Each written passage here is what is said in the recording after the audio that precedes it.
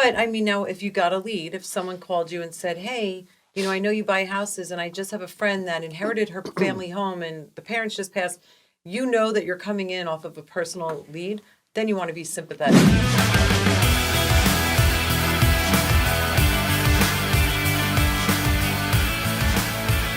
The main way we buy and invest real estate is through consumer direct marketing. It can either come from referrals, it can come from direct mail, it can come from certain situations. Driving for dollars.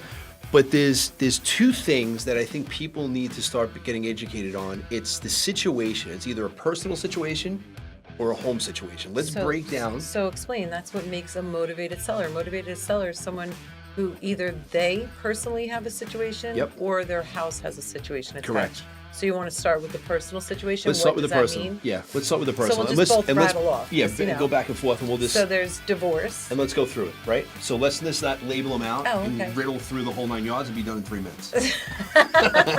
Well, why not? Right. Let's go through it. All right. So personal situation. You have divorce. Right. So people get divorces all day. Self-explanatory. Yes. But look, the biggest asset they have when they get divorced usually is the home. Is the home. And so if you could find out people who are getting divorced and there's court filings, depending on the state that you're in, public record, when they file for divorce, it becomes public information. You could take that information and start doing direct mail campaigns out to them, telephone calls out to them, text messages out to them. Yep. So next, estates. What's an estate? What is an estate? So it's an inherited property. So typically, you're dealing with the trustees, it could be relatives. The executor, the executrix. Yes. So with the estate though, and I always try to tell people that when you are going in to buy an estate, you need to be, you need to have emotion about it. You need to be sensitive because this is someone that's probably just losing their parents, which means they're losing their family home, which means they're letting go of memories. Not that you can let go, but it's a very emotional process for them. So I always try to handle them with kid care gloves. Is that kid gloves? Kid gloves. All of a sudden, they're care gloves.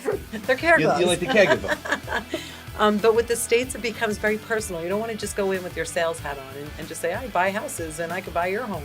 One of the things you don't want to do, and this I've learned when I started years back, is you don't want to put in your marketing that you are sorry to hear that your dad just passed. No, you look like an ambulance chaser when you do crap like that. Absolutely. You don't want to have anything in your marketing about people passing, people dying. You understand you just inherited a house.